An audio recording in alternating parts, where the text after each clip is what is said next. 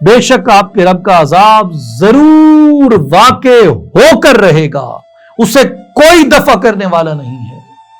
جس دن آسمان سخت تھر تھراہٹ کے ساتھ لرز اٹھے گا اور پہاڑ اپنی جگہ چھوڑ کر بادلوں کی طرح تیزی سے اڑتے ہوئے ذرات کی طرح بکھرنے لگیں گے، بس تم اللہ کی طرف دوڑ چلو، بے شک میں اس کی طرف سے تمہیں کھلا ڈر سنانے والا ہوں۔ الحمدللہ رب العالمین، الصلاۃ والسلام علی سید الانبیاء والمرسلین وعلی آلہ وصحبہ اجمعین۔ خواتین و حضرات، السلام علیکم ورحمۃ اللہ وبرکاتہ۔ ناچیز آپ کی خدمت میں 27ویں پارے کے خلاصہ کے ساتھ حاضر ہے۔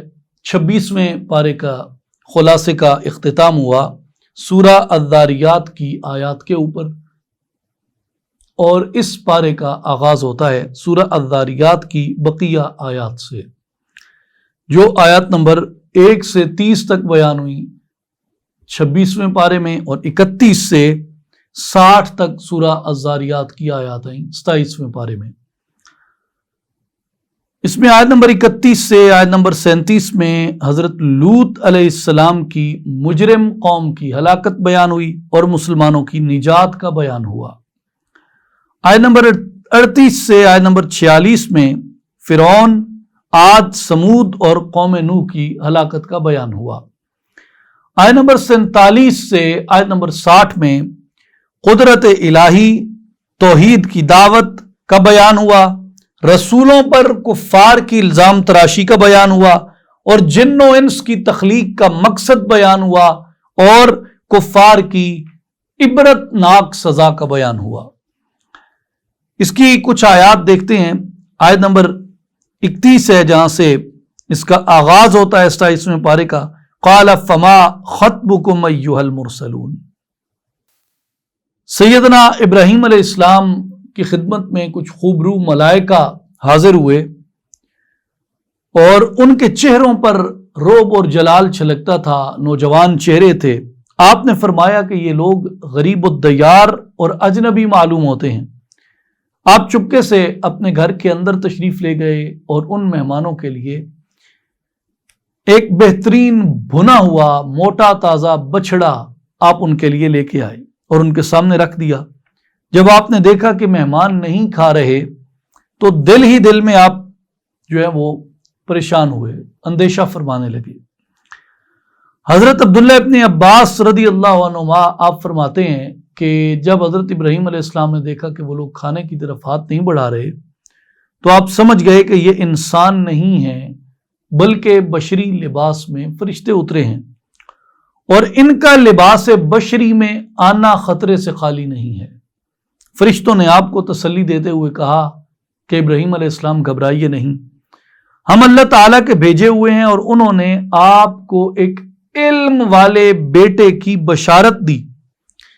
حضرت سارہ سلام اللہ علیہا حیران ہوئیں اور فرمانے لگیں میں تو بوڑھی ہوں، بانجھ ہوں، یہ کیسے ہوگا؟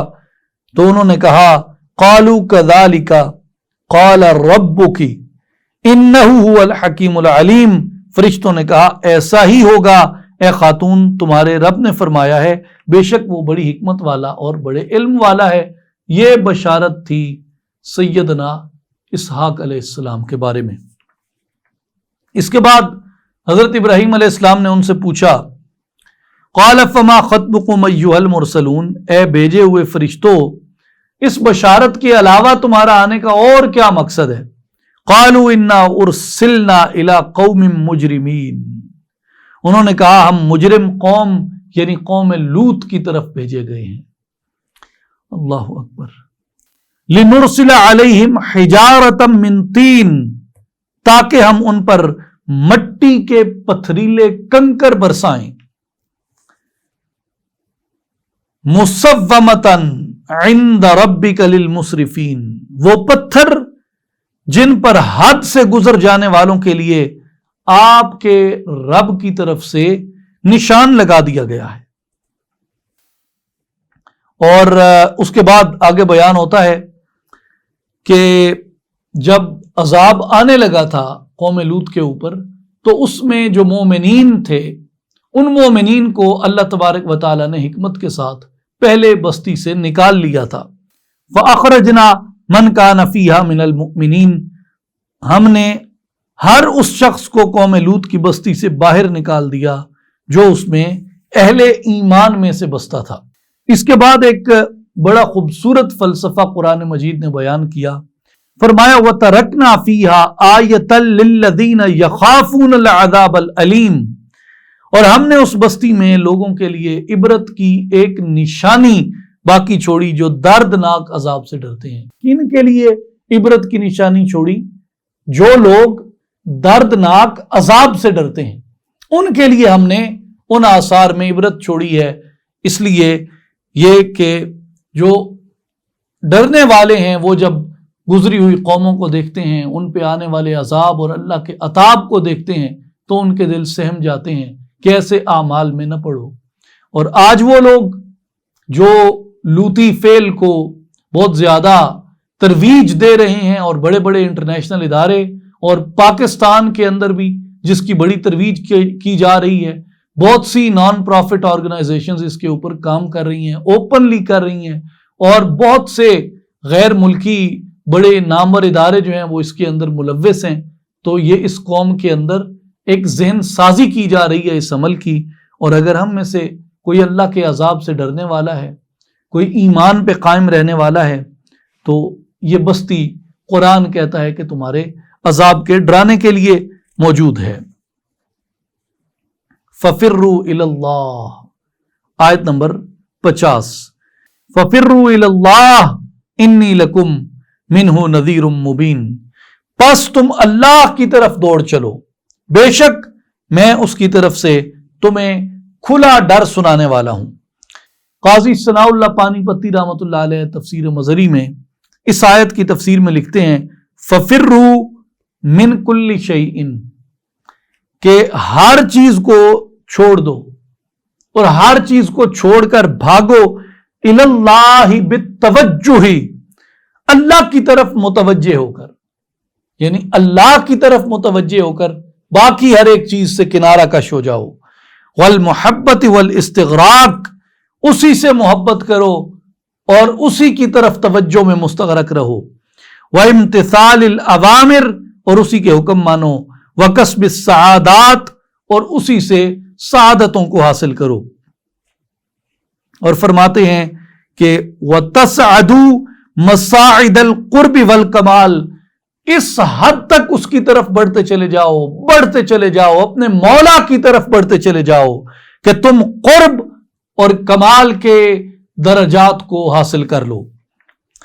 پھر اس کے بعد مقصود عبادت اللہ نے ہمیں اس سورہ مبارکہ میں سکھایا، سورہ ذاریات کی آیت نمبر 56 میں۔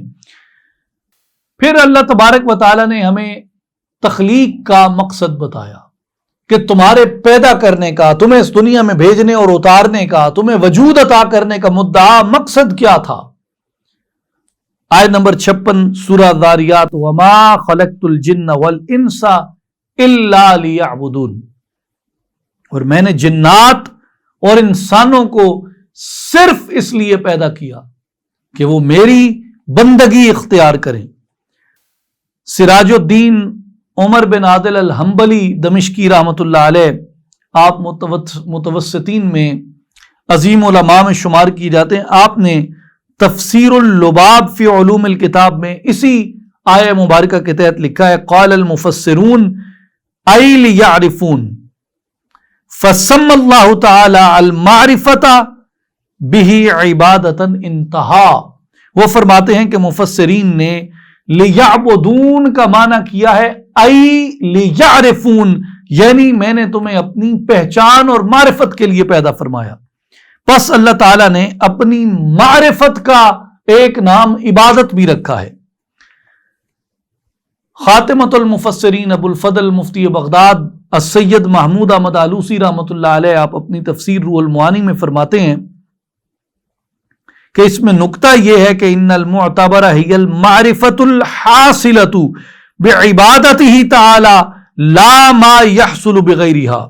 وہ فرماتے ہیں کہ اللہ سبحانہ و تعالیٰ کی وہ معرفت معتبر ہے جو اس کی عبادت سے حاصل ہو، نہ کہ وہ معرفت جو بغیر عبادت کے حاصل ہو، یعنی ایسی عبادت معتبر، ایسی معرفت معتبر ہے جس کا ذریعہ عبادت بنا ہو، نہ کہ بے عملی۔ ملا علی قاری رحمۃ اللہ علیہ آپ بھی اپنی تفسیر میں الا لیعبدون کی تفسیر میں فرماتے ہیں ای لیعرفون، یعنی اپنی عبادت کے لیے پیدا کیا، اپنی معرفت اور پہچان کے لیے پیدا کیا۔ اور عبداللہ ابن عباس رضی اللہ عنہما کا قول بھی مفسرین نے نقل کیا کہ ای لیعرفون وما خلقت الجن والانس الا لیعبدون، یعنی ہم نے جنوں اور انسانوں کو فقط اپنی عبادت کے لیے پیدا کیا۔ ای لیعرفون یعنی عبادت سے مراد اس کی معرفت اور اس کی پہچان کو حاصل کرنا۔ اور اس تفسیر کی جو تائید ہے وہ اس حدیث قدسی سے ہوتی ہے، کنت کنزا مخفیا فاحببت ان اعرف فخلقت الخلق لاعرف، میں ایک چھپا ہوا خزانہ تھا، پس میں نے پسند کیا کہ میں پہچانا جاؤں، پس میں نے مخلوق کو اپنی پہچان کے لیے پیدا فرمایا ہے۔ اس کے بعد سورہ طور آتی ہے، اور اس کا سورت کا جو نام ہے اس سورت کی پہلی آیت سے اس کو ماخوذ کیا گیا، والطور، یہاں سے یہ اسم مبارک جو ہے وہ لیا گیا۔ اب آئیے اس سورہ مبارکہ کے خلاصے کی جانب۔ آیت نمبر 1 سے آیت نمبر 16 میں طور کی قسم، کتاب مستور کی قسم، بیت المعمور کی قسم اور سمندر کی قسم کھائی، اور فرمایا ہم آسمان کے تھرتھرانے، پہاڑوں کے چلنے، قیامت کے برپا ہونے اور منکرین کے لیے عذاب، ان چیزوں کو بیان کیا گیا۔ پھر آیت نمبر 17 سے آیت نمبر 28 میں پرہیزگاروں کے لیے جنت اور اس کی نعمتوں کو بیان کیا، مسلمان والدین کی مومن اولاد کو ان کے تابع کر دیے جانے کا بیان ہوا، اور جنتیوں کا جنت کی نعمتوں سے لطف اندوز ہونے کا بیان ہوا۔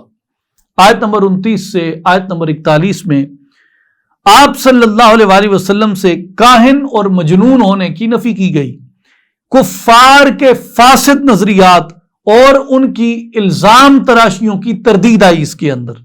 آیت نمبر 42 سے آیت نمبر 49 میں کفار کی دھوکہ دہی کا بیان ہوا، اور معبودیت میں شریک کیے جانے کی نفی کی گئی کہ اللہ کا تم شریک مت ٹھہراؤ، اور اللہ تعالیٰ کا آقا پاک علیہ الصلوۃ والسلام کو مشرکین سے اعلان بیزاری کرنے کا حکم ہوا، اور آپ صلی اللہ علیہ وسلم کو کفار کی فریب کاریوں پر صبر کرنے اور کثرت سے اللہ کی حمد و تسبیح بیان کرنے کا حکم ہوا۔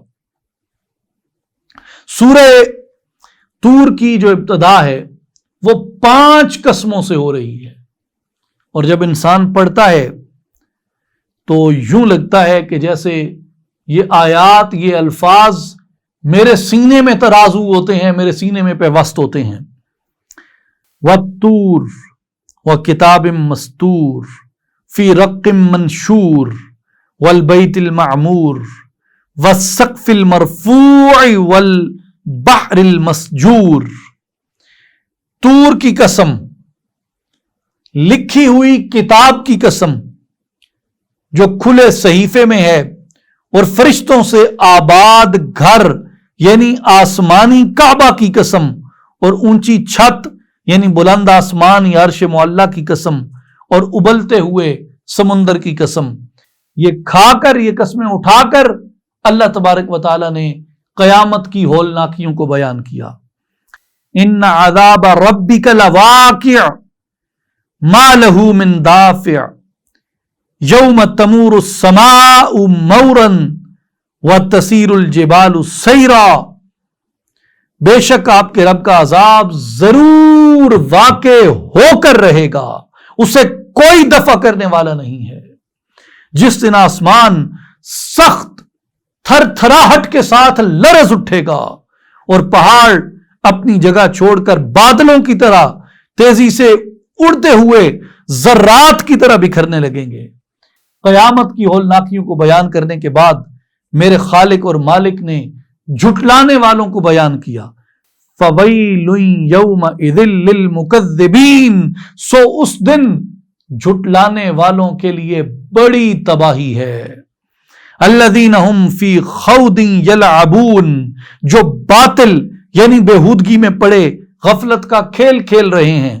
یوم یدعون الی نار جہنم دعا، جس دن وہ دھکیل دھکیل کر آتش دوزخ کی طرف لائے جائیں گے. ہذہ النار التی کنتم بہا تکذبون، اس دن ان سے کہا جائے گا یہ وہ جہنم ہے جس کو تم جھٹلایا کرتے تھے.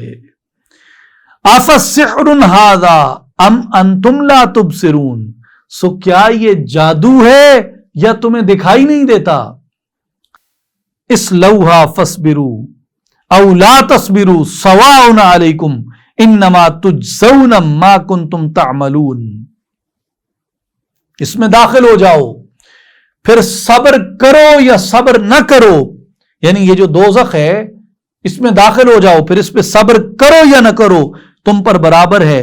تمہیں صرف انہی کاموں پر بدلہ دیا جا رہا ہے جو کام تم کیا کرتے تھے، یعنی کسی اور کے کیے کی سزا نہیں پا رہے، تم اپنے کیے کی تم سزا پا رہے ہو.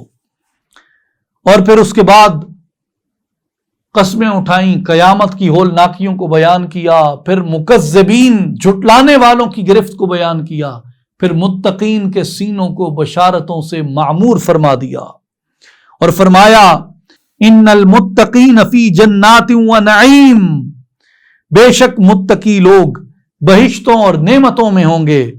فاکہین بما آتاہم ربہم ووقاہم ربہم عذاب الجحیم، خوش اور لطف اندوز ہوں گے ان عطاؤں سے جن سے ان کے رب نے انہیں نوازا ہوگا، اور ان کا رب انہیں دوزخ کے عذاب سے محفوظ رکھے گا. کلوا واشربوا ہنیئا بما کنتم تعملون، ان سے کہا جائے گا تم ان نیک اعمال کے صلہ میں جو کچھ تم کیا کرتے تھے، جو نیک اعمال تم کیا کرتے تھے، ان نیک اعمال کے صلہ میں خوب مزے سے کھاؤ اور پیو. متکئین علی سرر مصفوفہ، وہ صف در صف بچھے ہوئے تختوں پر تکیے لگائے ہوئے بیٹھے ہوں گے. اس سورت کے اور اس کلام کے خلاصے میں یہ عرض کر دوں کہ اللہ تعالیٰ نے ابتدا میں 5 قسمیں اٹھائیں، پھر قیامت کی ہولناکیوں کے منظر کو بیان کیا، اس کے بعد جھٹلانے والے مشرکین، کفار، منافقین، ان کے انجام بد کو بیان کیا، اور پھر متقین اور فرما بردار لوگوں کے اچھے انجام کو بیان کیا.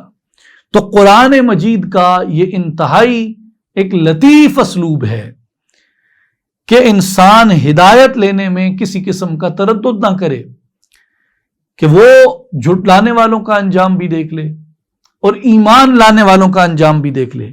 جب دونوں کے انجام دماغ کی سکرین کے اوپر موجود ہوں گے تو اگر تھوڑی سی بھی عقل ہوئی تو انسان ان کی راہ چلے گا جن کا انجام اچھا ہوا، اور ان کی راہ سے بچے گا جن کا انجام برا ہوا.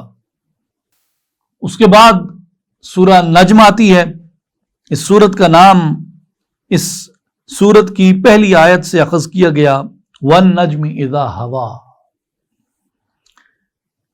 مَا دَلَّ صَاحِبُكُمْ وَمَا غَوَىٰ وَمَا يَنْطِقُ عَنِ الْهَوَىٰ إِنْ هُوَ إِلَّا وَحْيٌ يُوحَىٰ عَلَّمَهُ شَدِيدُ الْقُوَىٰ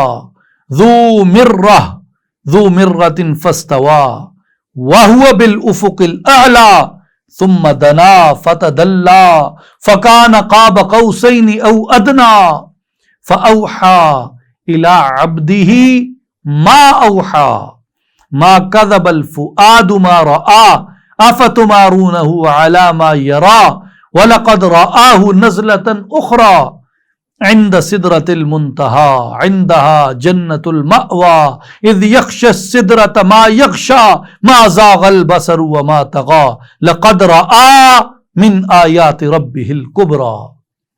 اللہ اکبر. علامہ اقبال رحمۃ اللہ علیہ نے اپنا جو سفر بیان کیا جاوید نامہ میں، اس میں وہ فرماتے ہیں کہ ہم رومی کے ساتھ پرواز کرتے ہوئے ایک جگہ پہ پہنچے تو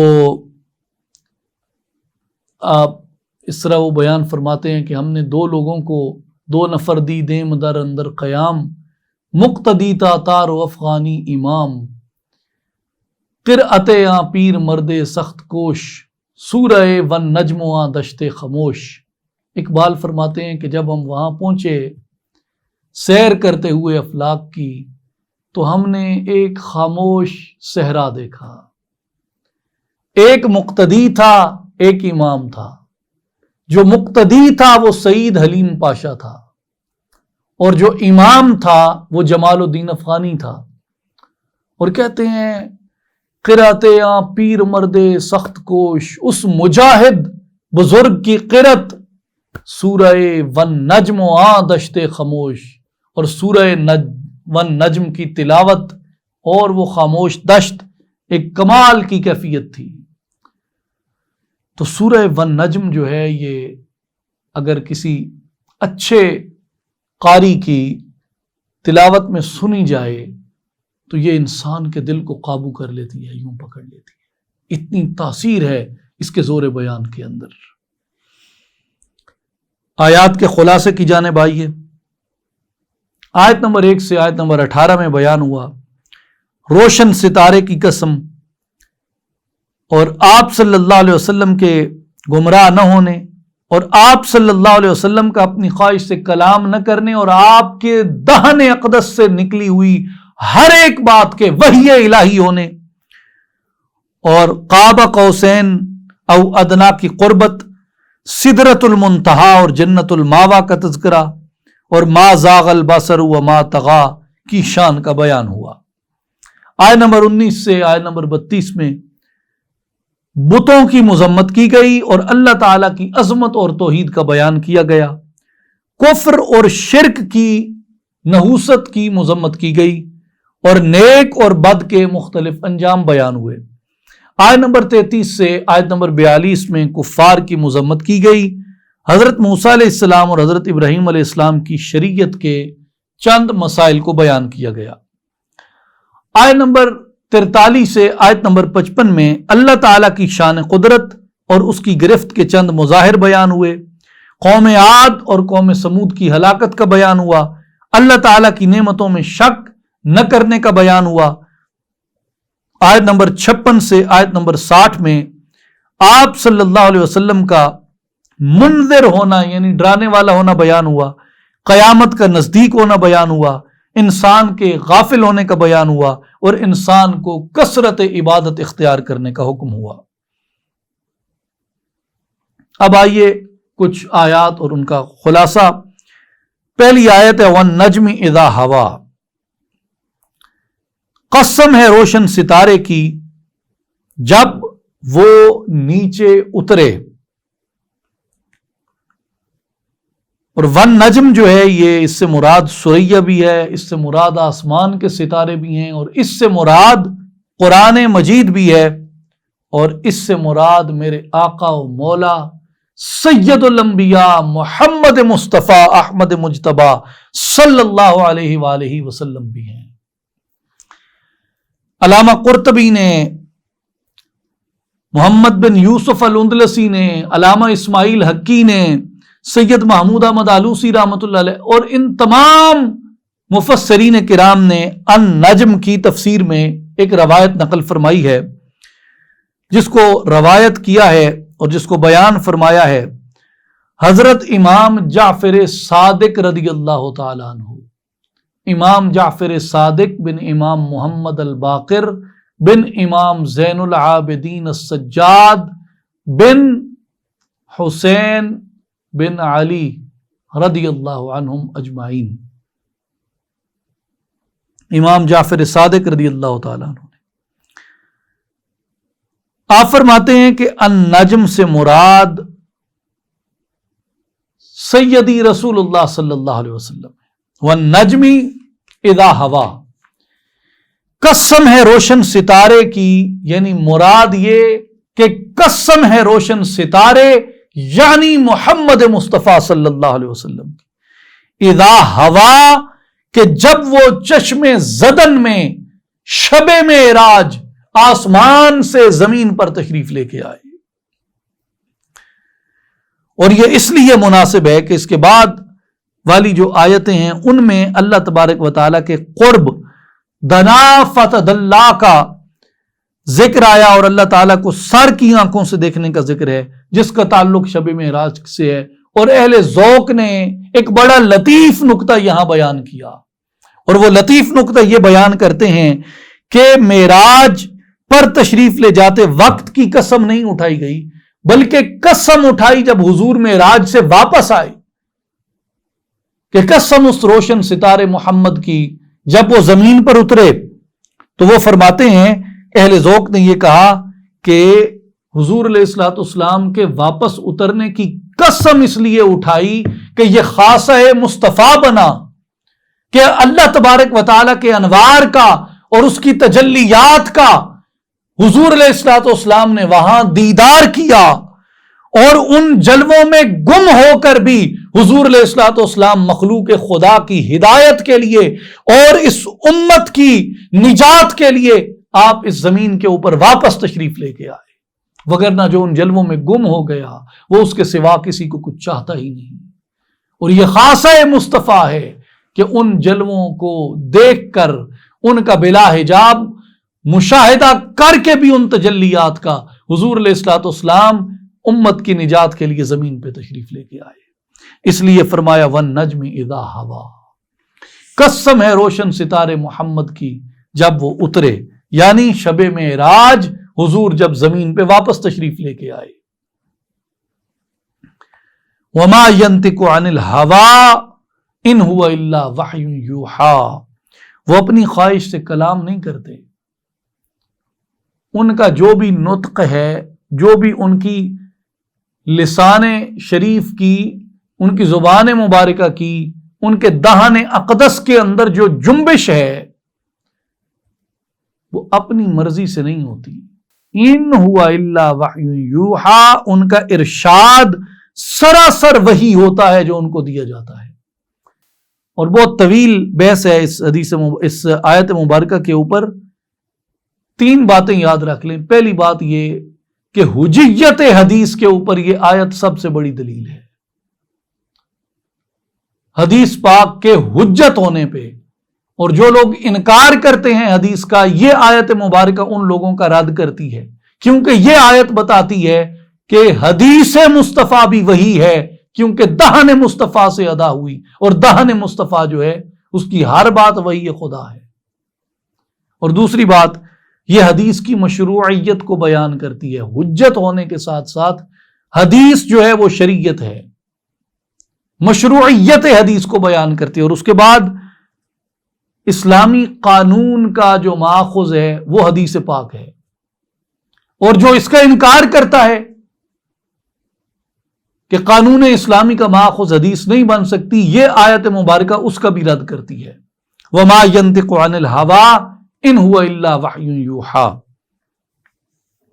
یہ تینوں ایسے امور ہیں، حجیت حدیث، مشروعیت حدیث اور اسلامی قانون کا ماخذ حدیث پاک کا ہونا، جو ایک الگ الگ موضوعات ہیں، سارے بحث طلب ہیں، لیکن مفسرین نے، محدثین نے اور محققین نے زمانہ حال میں بھی اس کے اوپر بہت تفصیلی کتب لکھی ہیں۔ پھر سورہ قمر آتی ہے۔ سورہ القمر کا نام جو ہے وہ اس کی ابتدا سے حاصل کیا گیا ہے، اقتربت الساعۃ وانشق القمر۔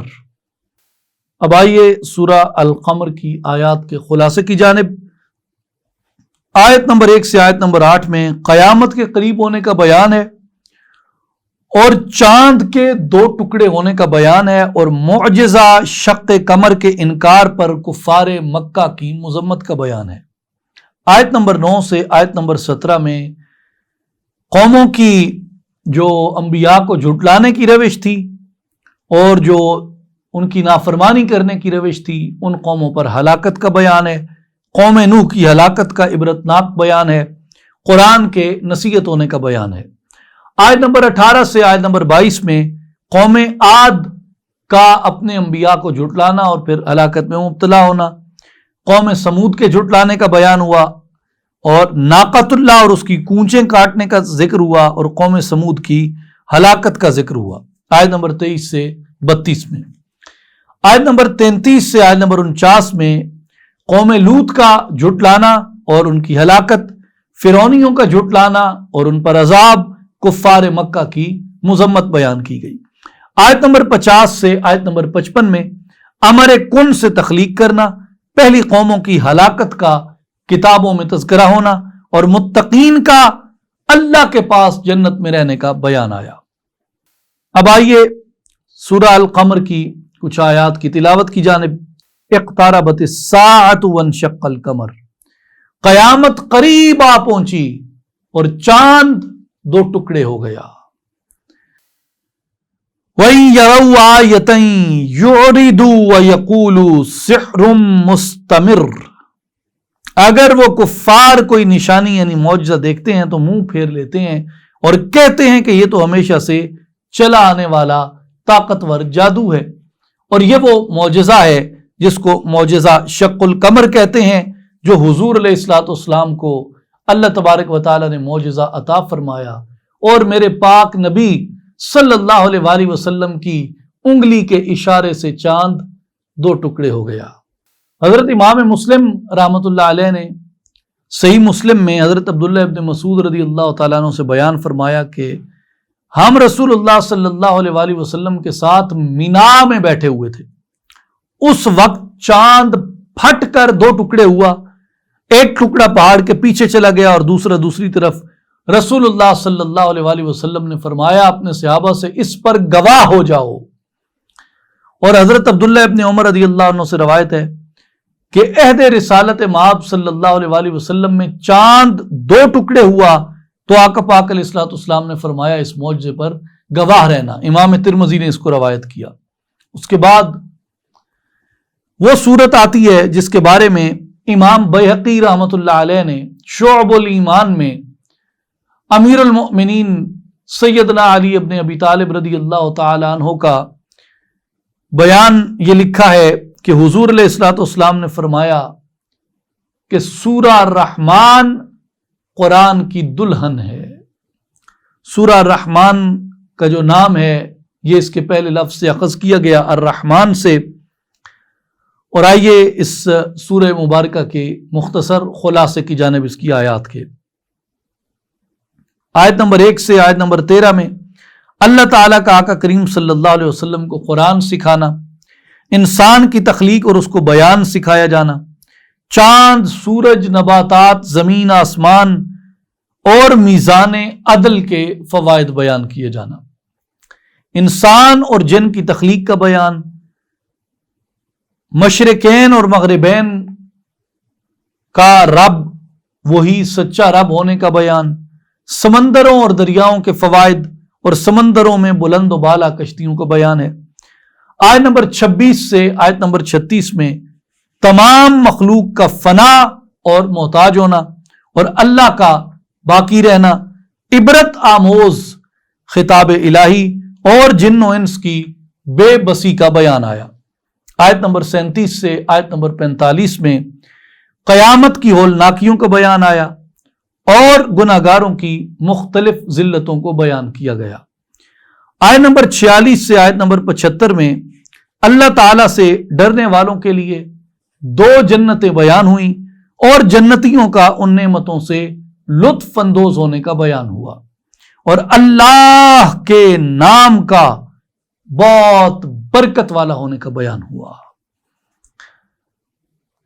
الرحمن علم القرآن خلق الانسان علمہ البیان الشمس والقمر بحسبان والنجم والشجر يسجدان والسماء رفعها ووضع الميزان ألا تطغوا في الميزان وأقيموا الوزن بالقسط ولا تخسروا الميزان والأرض وضعها للأنام فيها فاكهة والنخل ذات الأكمام والحب ذو العصف والريحان فبأي آلاء ربكما تكذبان۔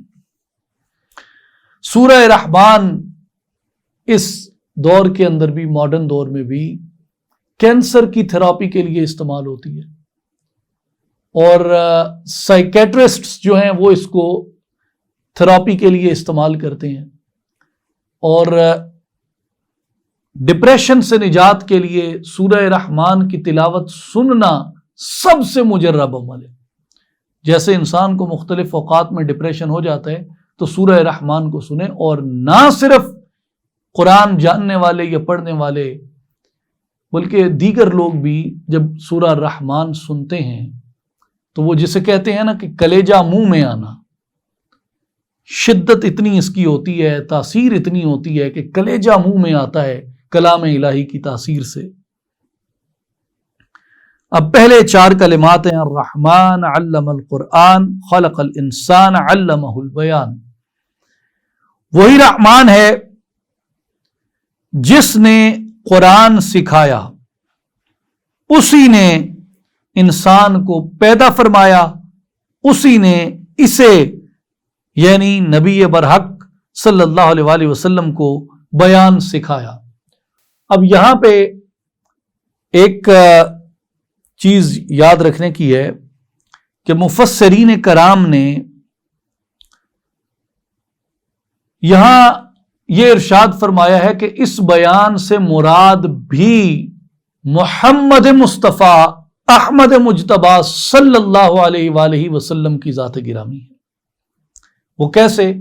وہ فرماتے ہیں کہ الرحمن وہی رحمان ہے، علم القرآن جس نے حضور سید دو عالم صلی اللہ علیہ وآلہ وسلم کو قرآن سکھایا، خالق الانسان، اور اللہ تبارک و تعالی نے اس کامل انسان کو پیدا فرمایا، علمہ البیان، اور اسی نے اس کو بیان سکھایا، یعنی حضور صلی اللہ علیہ وآلہ وسلم کو ما کان و ما یکون کا علم عطا فرمایا، اس کا بیان سکھایا۔ اور مفتی احمد یار خان نعیمی رحمۃ اللہ علیہ، اللہ ان پر کروڑوں کروڑوں کروڑوں رحمت نازل فرمائے، آپ نے اس آیت کریمہ کی بڑی خوبصورت تشریح کی اور فرماتے ہیں کہ اس سے کئی مسائل ہمیں معلوم ہوئے۔ پہلا مسئلہ یہ معلوم ہوا کہ اللہ تبارک و تعالی نے اپنے حبیب مکرم صلی اللہ علیہ وسلم کو بے حد و حساب علم عطا کیا، کیونکہ یہ تعلیم جو تھی رحمت اور محبت کی بنا پر تھی، اور مہربان استاد سعادت مند شاگرد کو سب کچھ پڑھا دیتا ہے، عطا کر دیتا ہے۔ اور دوسرا یہ اس سے معلوم ہوا کہ حضور علیہ الصلوۃ والسلام تمام انبیاء علیہم السلام سے بڑھ کر علم والے تھے۔ آدم علیہ السلام کو صرف چیزوں کے اسماء سکھائے گئے، سلیمان علیہ السلام کو پرندوں کی بولی سکھائی گئی، خضر علیہ السلام کو باطنی علم سکھایا گیا، نوح علیہ السلام کو کشتی بنانے کا علم سکھایا گیا، اور سیدنا محمد مصطفیٰ احمد مجتبیٰ صلی اللہ علیہ وآلہ وسلم کو قرآن سکھایا، جس میں لوح محفوظ کے جملہ علوم آ جاتے ہیں۔ اور تیسرا یہ کہ حضور نبی پاک صلی اللہ علیہ وآلہ وسلم تمام خلق سے زیادہ عالم ہیں، اور لوگ مخلوق کے شاگرد ہوتے ہیں، آقا پاک اللہ کے شاگرد ہیں۔ لوگ مخلوق سے سیکھتے ہیں، حضور نے اللہ سے سیکھا ہے۔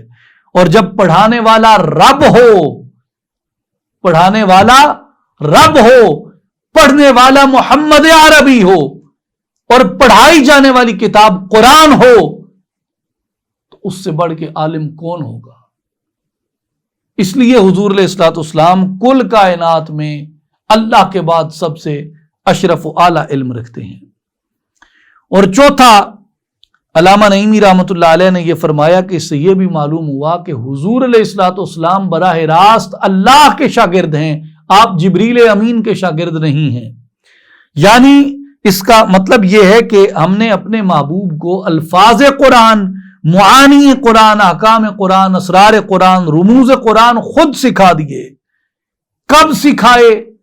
فرمایا کہ حق یہ ہے کہ سکھا کر دنیا میں بھیجا۔ حق یہ ہے کہ سکھا کر دنیا میں بھیجا۔ کیسے؟ جیسے حضرت عیسیٰ علیہ السلام کو کتاب پڑھا کر دنیا میں بھیجا، اسی طرح حضور علیہ الصلوۃ والسلام کو قرآن سکھا کر بھیجا۔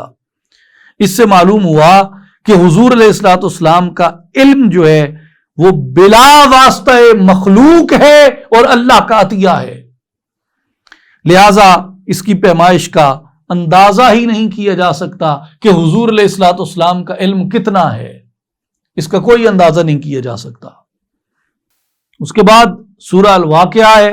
سورہ الواقعہ کا جو نام ہے وہ اس سورت کی پہلی آیت سے ہی ماخوذ ہے، اور حضرت عبداللہ ابن مسعود رضی اللہ تعالیٰ عنہ کا بیان ہے کہ رسول اللہ صلی اللہ علیہ وآلہ وسلم نے ارشاد فرمایا کہ جس نے ہر رات سورہ واقعہ پڑھی اللہ تبارک و تعالیٰ اس پر کبھی فاقہ نہیں آنے دے گا۔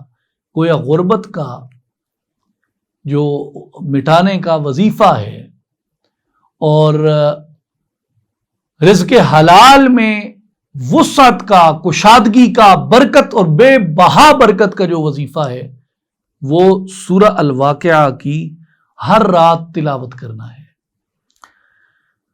اب آئیے اس کی آیات کے خلاصے کی جانب۔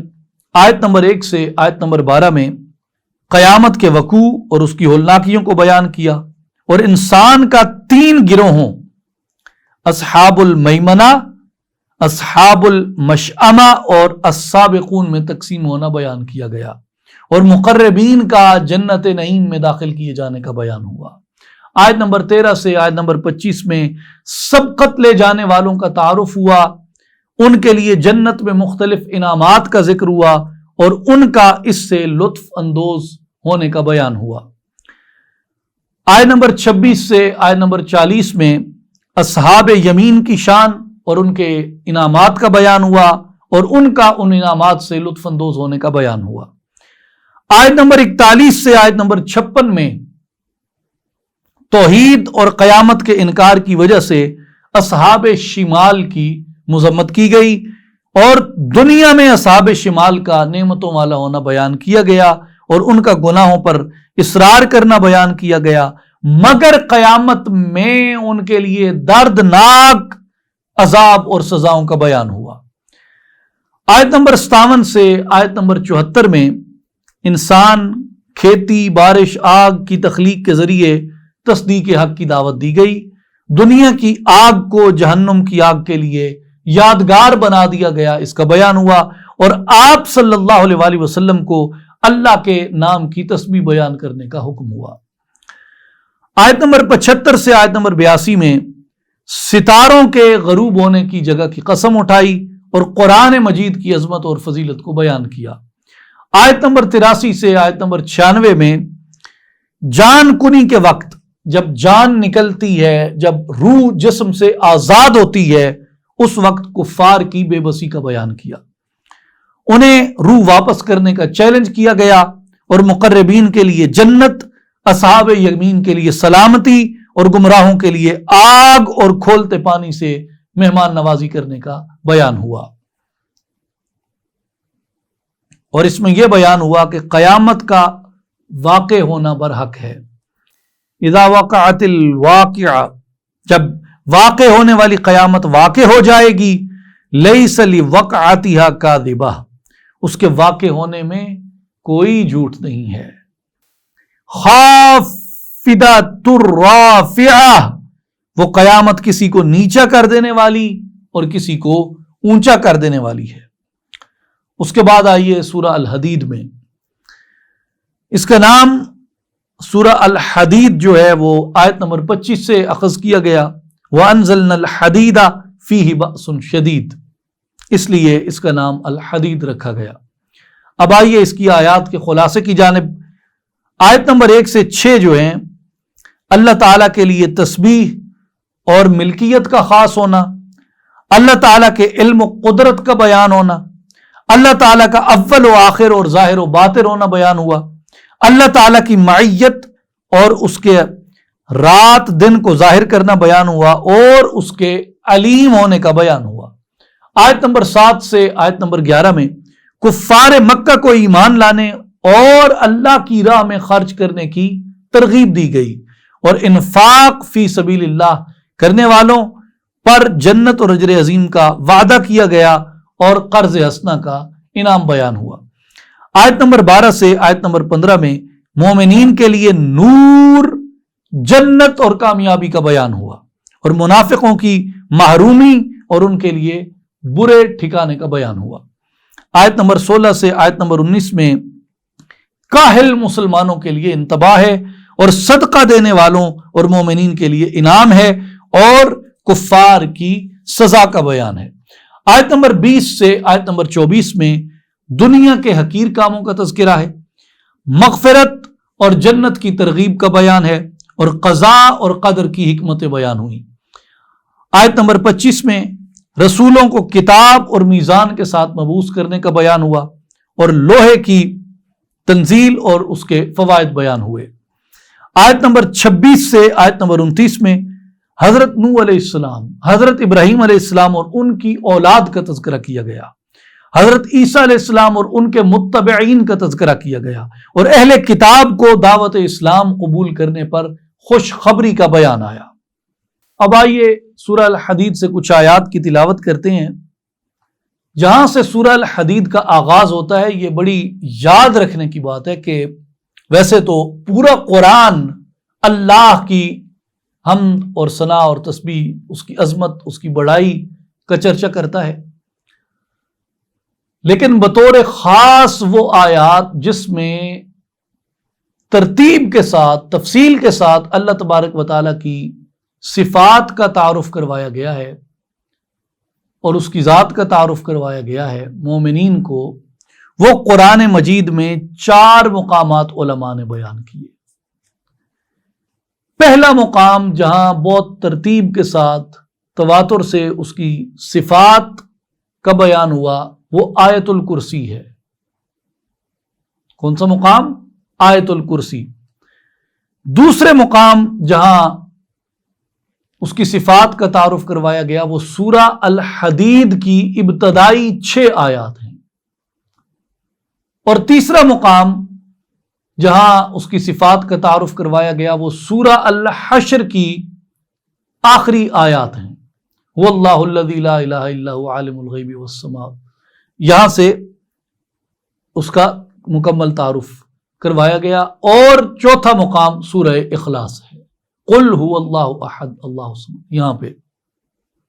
تو یہ سورہ الحدید کا جو پہلا مقام ہے، یہ تمام مسلمانوں کو ضرور پڑھنا چاہیے، اور علماء برحق سے اچھی طرح اس کو سمجھنا چاہیے، اور ان 4 مقامات کو الگ سے قرآن مجید میں پڑھنا چاہیے۔ آیت الکرسی کو، الحدید کی پہلی 6 آیات کو، سورہ الحشر کی آخری آیات کو، اور سورہ اخلاص کو۔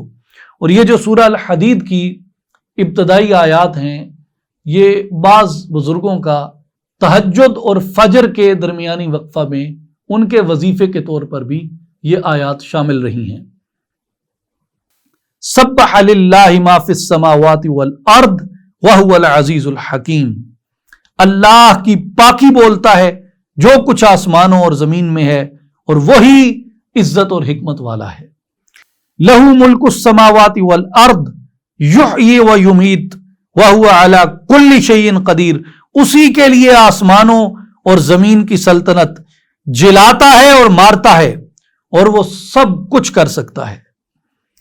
هو الاول والآخر والظاہر والباطن وہو بکل شیء علیم، وہی اول، وہی آخر، وہی ظاہر، وہی باطن، وہی سب کچھ جانتا ہے۔ هو الذی خلق السماوات والارض فی 6 ایام ثم استوى علی العرش یعلم ما یلج فی الارض وما یخرج منها وما ينزل من السماء وما يعرج فيها وهو معكم أينما كنتم والله بما تعملون بصير۔ وہی ہے جس نے آسمان اور زمین 6 دن میں پیدا کیے، پھر عرش پہ استوا فرمایا، جیسا اس کی شان کے لائق ہے، جانتا ہے جو زمین کے اندر، جانتا ہے اور جو اس سے باہر نکلتا ہے، اور جو آسمان سے اترتا ہے اور جو اس میں چڑھتا ہے، وہ اس سب کو جانتا ہے۔ وَهُوَ مَعَكُمْ، وہ تمہارے ساتھ ہوتا ہے، اَيْنَمَا كُنْتُمْ، تم جہاں کہیں بھی ہو، وَاللَّهُ بِمَا تَعْمَلُونَ بَصِيرٌ، اور اللہ تمہارے کام دیکھ رہا ہے۔ لہو ملک السماوات والارض وإلی اللہ ترجع الامور، اور اسی کی ہے آسمان اور زمین کی سلطنت، اور اللہ ہی کی طرف سب کاموں کی رجوع ہے۔ یولج اللیل فی النہار ویولج النہار فی اللیل وہو علیم بذات الصدور، رات کو دن کے حصے میں لاتا ہے اور دن کو رات کے حصے میں لاتا ہے، اور وہ دلوں کے اندر چھپی ہوئی باتوں کو بھی جانتا ہے۔ اس کے بعد ایک خوبصورت نکتے پہ گفتگو کا اختتام کرتے ہیں، پھر سمری کی طرف جاتے ہیں۔ 27ویں پارے کی پہلی اور آخری آیت میں ایک بہت خوبصورت مناسبت ہے۔ پہلی آیت ہے قال فما خطبکم ایھا المرسلون، ابراہیم علیہ السلام نے کہا ہے بھیجے ہوئے فرشتوں، اس بشارت کے علاوہ تمہارا آنے کا کیا مقصد ہے؟ تو اس پارے کی پہلی آیت میں سیدنا ابراہیم علیہ السلام کو پچھلی عمر میں بیٹوں کی بشارت دینے کے لیے فرشتوں کا آنا، یہ اللہ تبارک و تعالیٰ کے فضل کی دلیل ہے۔ پچھلی عمر میں جب بیوی بانجھ یا خود بوڑھے ہیں، پچھلی عمر میں فرشتہ آیا اور اس نے بیٹے کی بشارت دی، یہ اللہ کے فضل کی دلیل ہے۔ اور آخری آیت کیا ہے؟ آخری آیت ہے سورہ الحدید کی آیت نمبر 29، لِأَلَّا يَعْلَمَ أَهْلُ الْكِتَابِ أَلَّا يَقْدِرُونَ عَلَى شَيْءٍ مِّن فَضْلِ اللَّهِ وَأَنَّ الْفَضْلَ بِيَدِ اللَّهِ يُؤْتِيهِ مَن يَشَاءُ وَاللَّهُ ذُو الْفَضْلِ الْعَظِيمِ۔ یہ بیان اس لیے ہے کہ اہل کتاب جان لیں وہ اللہ کے فضل پر کچھ قدرت نہیں رکھتے، اور یہ کہ سارا فضل اللہ ہی کے دست قدرت میں ہے، وہ جسے چاہتا ہے عطا فرماتا ہے، اور اللہ عظیم فضل فرمانے والا ہے۔ اس پارے کی آخری آیت میں یہ بتایا گیا کہ سارے کا سارا فضل اللہ تعالیٰ کے دست قدرت میں ہے، جسے چاہتا ہے عطا کرتا ہے، وہی عظیم فضل والا ہے۔ اس میں ہمارے لیے سبق یہ ہے کہ ہمیں، یعنی اس پارے کی ابتدا بھی اور اس کا اختتام بھی یہ بتاتا ہے کہ فضل الہی کی طلب میں رہو۔ اہل اللہ کا ہمیشہ یہی طرز عمل رہا کہ وہ شب و روز کیا کرتے؟ اللہ کا فضل تلاش کرتے۔ یبتغون فضلا من ربہم ورضوانا، جو اپنے رب کا فضل اور رضا تلاش کر رہے ہیں۔ اور سورہ الفتح میں فرمایا یبتغون فضلا من اللہ ورضوانا، وہ صرف اللہ کے فضل اور اس کی رضا کے طلبگار ہیں۔ اللہ تعالی ہم سب کو اپنے فضل کا طلبگار بنائے۔ سمری یہ ہے، اس کی آیات کی تعداد 399، اور اس میں 7 سورتیں آئیں: الذاریات، الطور، النجم، القمر، الرحمن، الواقعہ اور الحدید۔ الذاریات کی آیات نمبر 31 سے 60 تک، الطور کی 1 سے 49، النجم کی 1 سے 62، القمر کی 1 سے 55، الرحمن کی 1 سے 78، الواقعہ کی 1 سے 96 اور الحدید کی 1 سے 29 تک بیان ہوئی۔ اور آسمانی کتب میں قرآن مجید کا ذکر ہوا اور انجیل کا ذکر ہوا۔ انبیاء کرام میں 6 انبیاء کا ذکر ہوا: حضرت موسیٰ علیہ السلام، حضرت ابراہیم علیہ السلام، حضرت لوط علیہ السلام، حضرت نوح علیہ السلام، حضرت عیسیٰ علیہ السلام، اور نبی پاک علیہ السلام کا ذکر ہوا، اور حضرت اسحاق علیہ السلام۔ 4 اقوام کا ذکر ہوا: قوم عاد، قوم سمود، قوم نوح، قوم لوط۔ معجزوں میں ناقۃ اللہ کا معجزہ بیان ہوا جو اونٹنی تھی، اور مقدس مقامات میں کوہ طور کا ذکر ہوا، بیت المعمور کا ذکر ہوا، سدرۃ المنتہا کا ذکر ہوا۔ عذاب میں فرعونی لشکر کا دریا میں غرق ہونا، قوم عاد پر سخت آندھی کا عذاب آنا، قوم سمود پر تیز کڑک کا عذاب آنا، اور قوم لوط پر پتھروں کی بارش کا عذاب آنا۔ اللہ تعالی ہمیں اپنے عذاب سے محفوظ رکھے، اپنے فضل کا طلبگار بنائے۔